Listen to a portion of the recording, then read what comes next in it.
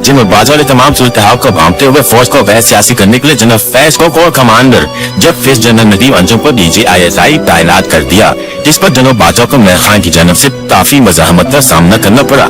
General Faiz का मौत पर 30 साल तक तब से का प्लान था। इतने ताकतवर हो चुके थे, जनरल बाजवा भी डरने लगे थे। हर जगह अपनी जड़ें मजबूत की। जनरल फैज ने ISI की कमान तो छोड़ दी, अलबत्ता आर्मी चीफ बनने के लालच में इमरान खान के लिए ISI के मतवाजी ISI के अंदर ही चकवाल एजेंसी कायम कर दी। जनरल फैज हमीद सिर्फ 3 से 4 साल पहले तक पाकिस्तान की ताकतवर तरीन शख्सियात में से एक थे। एक इशारा करते थे तो सियासतदान जेल में चला जाता था, एक इशारा करते थे तो किसी भी टीवी एंकर पर पाबंदी लग जाती थी, एक इशारा करते थे तो टीवी चैनल्स की हेडलाइंस तब्दील हो जाती थी, चलते प्रोग्राम बंद हो जाते थे। लेकिन आज देखें वो खुद भी गिरफ्तार हो चुके हैं। इमरान खान ने करप्शन के नारे पर हुकूमत यूरोपीय ऐसी हुकूमत कायम की जिसमें हर तबादले, हर प्रमोशन, हर प्रोजेक्ट में बत्ता वसूली लाजिम ठहरी। इस बत्ते को उर्फ़े आम में पिंकी 30% का नाम दिया गया।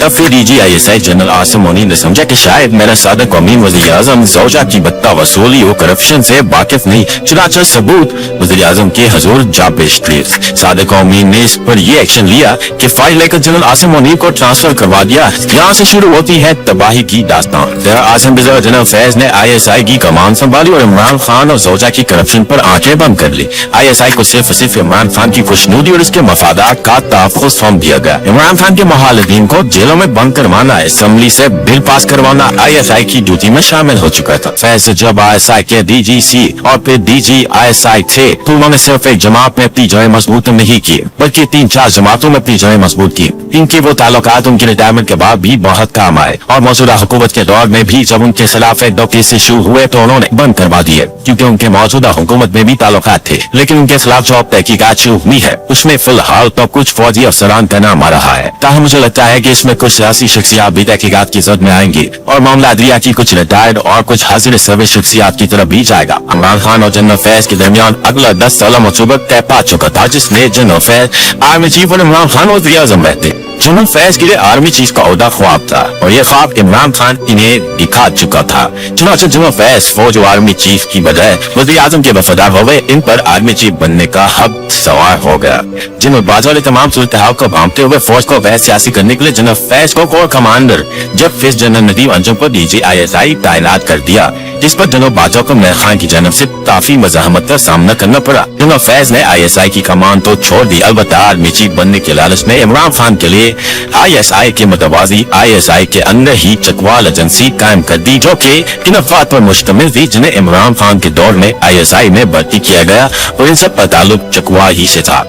इमरान खान के खिलाफ तहरीक अदम एतमादी कामयाब हुई। चकवाल एजेंसी इमरान खान के लिए कुछ खास ना कर सकी, जिसके बाद जनरल फैज ने इमरान खान को आगाह किया कि मैं तभी आपको इक़्तिदार में ला सकता हूँ अगर आप मेरे आर्मी चीफ बनने की राह साफ करें। चुनांचे जनरल आसिम मुनीर को आर्मी चीफ न बनने देने के लिए इमरान खान ने मार्च भी किया। तमाम तर हथकंडे फेल होने के बाद चकवाल एजेंसी के दम पर 9 मई बर्पा किया गया। 9 मई दरअसल जनरल आसिम मुनीर का ताकता उलटने और फौज में बहावत रोने की साजिश थी। जनरल फैज और इमरान खान को फौज में अपनी हिमायत और मकबूलियत का यकीन था। वो समझते थे प्रो इमरान फौज मुश्तिल अवाम को देखकर इनके साथ जा खड़ी होगी।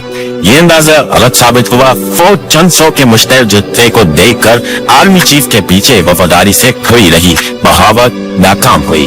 आज चकवाल एजेंसी के तमाम अहदेदार गिरफ्तार हैं और बकिया के दौरे की निशानदही कर रहे हैं। इमरान और फैज दोनों रोज़न की दीवारों से इसकी आंख लगाए कुदरत से अपने टूटे इरादों पर शिकवा करना है। वो लोग उनसे राब्ते में थे वो भी हिरासत में है और इनसे भी तहकीकात हो रही है। जो इसमें सबक है कि जिन लोगों के पास ताकत और इख्तियार होता है उन्हें अपनी ताकत और इख्तियार को सोच समझ कर इस्तेमाल करना चाहिए। लोगों के साथ ज्यादती नहीं करनी चाहिए। अल्लाह की साथ ऐसे हालात पैदा कर देती है कि आप दूसरों के लिए खुद जो ग्राहक होते हैं उसमें गिर जाते हैं। इसकी वजह ये बताया कि जब जनरल फैज हमीद के पास ताकत और इख्तियार था तो उन्होंने हाई कोर्ट्स में जजेस को तैनात करवाने और उनको प्रमोट करवाने में बहुत अहम किरदार अदा किया और रिटायरमेंट के बाद उनका अदलिया की कुछ शख्सियत के साथ रब्ता था। हो सकता है कि रिटायर्ड शख्सियत से भी पूछा जाए कि जब फैज साहब के मैसेज आपके पास आते थे तो क्या बात होती थी। एक सवाल पर ये सहाफी ने कहा कि जब इमरान खान के दौरे हुकूमत में मुझ पर पाबंदी थी तो मैंने वाशिंगटन पोस्ट में कॉलम लिखा था जिसमें मैंने ये दावा किया था कि इमरान खान और इस वक्त के DGISI जनाब फैज हमीद पाकिस्तान में पार्लिमानी निजाम खत्म करके सलाती निजाम लाना चाहते हैं। ये कबल इस वक्त इंतखाबात करवाना चाहते हैं और फैज साहब खुद आर्मी चीफ बनकर नवंबर या दिसंबर 2022 में इलेक्शन करवाना चाहते थे और इस इलेक्शन में ये तहरीक इंसाफ को 2/3 अक्सरियत दिलवाना चाहते थे और उनकी कोशिश थी कि तहरीक इंसाफ और पाकिस्तान पीपल्स पार्टी का एक अलायंस बन जाए जिसमें इनको कामयाबी नहीं हो रही थी।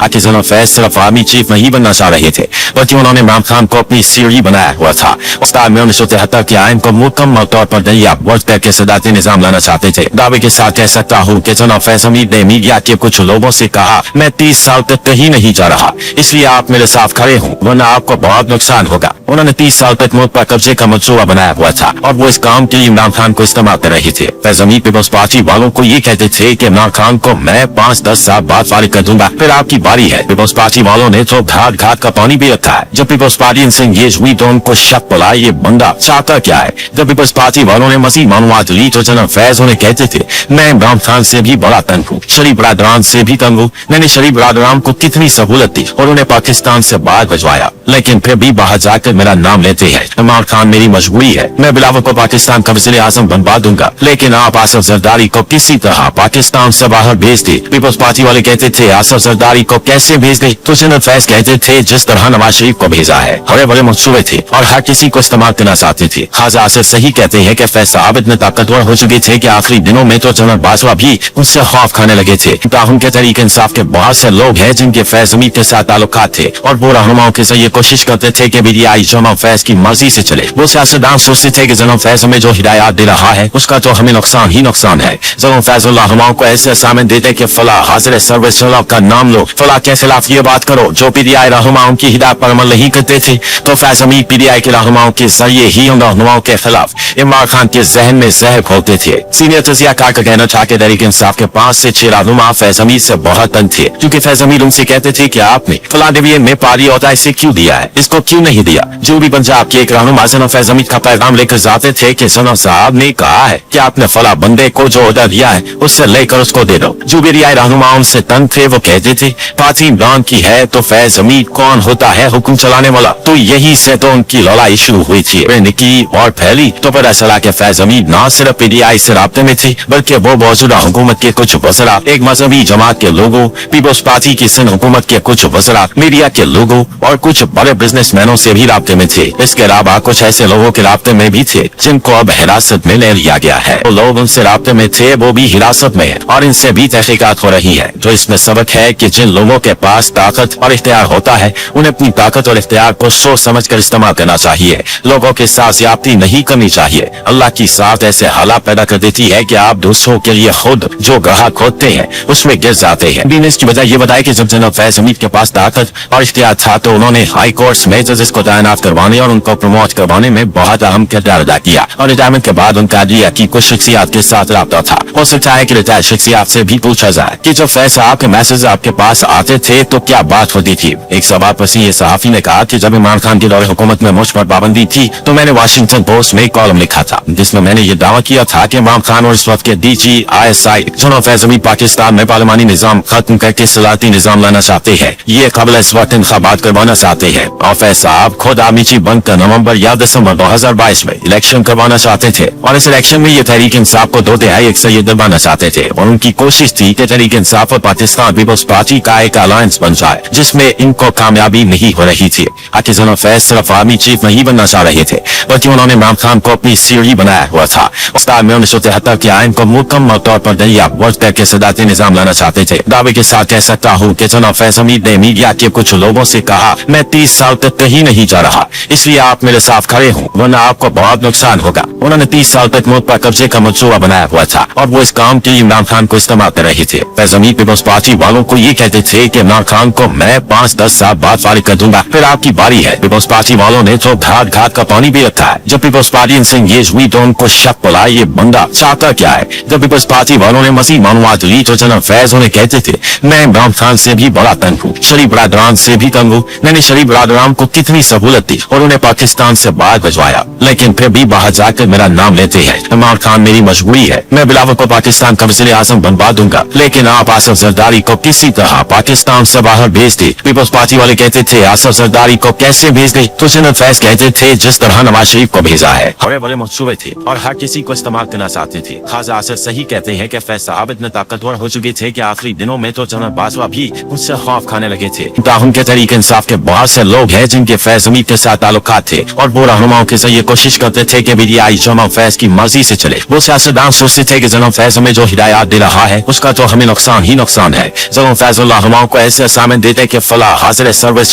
का नाम लो, फला के खिलाफ ये बात करो। जो PDI रहनुमाओं की हिदायत पर अमल नहीं करते थे तो फैज हमीद PDI के रहनुमाओं के जरिए ही उन रहनुमाओं के खिलाफ इमरान खान के जहन में जहर घोलते थे। सीनियर तजियाकार का कहना था कि तहरीक इंसाफ के 5 से 6 रहनुमा फैज हमीद से बहुत तंग थे, क्योंकि फैज हमीद उनसे कहते थे कि आपने फला डिवीजन में पारी और इसे क्यों दिया है, इसको क्यों नहीं दिया। जो भी पंजाब के एक रहनुमा जनरल फैज हमीद का पैगाम लेकर जाते थे कि जनरल साहब ने कहा है कि आपने फला बंदे को जो ऑर्डर दिया है उससे लेकर उसको दे दो। जो BDI रहनुमा उनसे तंग थे वो कहते थे पार्टी इमरान की है तो फैज हमीद कौन होता है हुक्म चलाने वाला। तो यही से तो उनकी लड़ाई शुरू हुई थी, निकी और फैली तो पता चला कि फैज हमीद न सिर्फ PDI से राब्ते में थी बल्कि वो मौजूदा हुकूमत के कुछ वज़रा, एक मजहबी जमात के लोगों, पीपल्स पार्टी की सिंध हुकूमत के कुछ वज़रा, मीडिया के लोगों और कुछ बड़े बिजनेसमैनों से भी राब्ते में थे। इसके अलावा कुछ ऐसे लोगों के राब्ते में भी थे जिनको अब हिरासत में ले लिया गया है।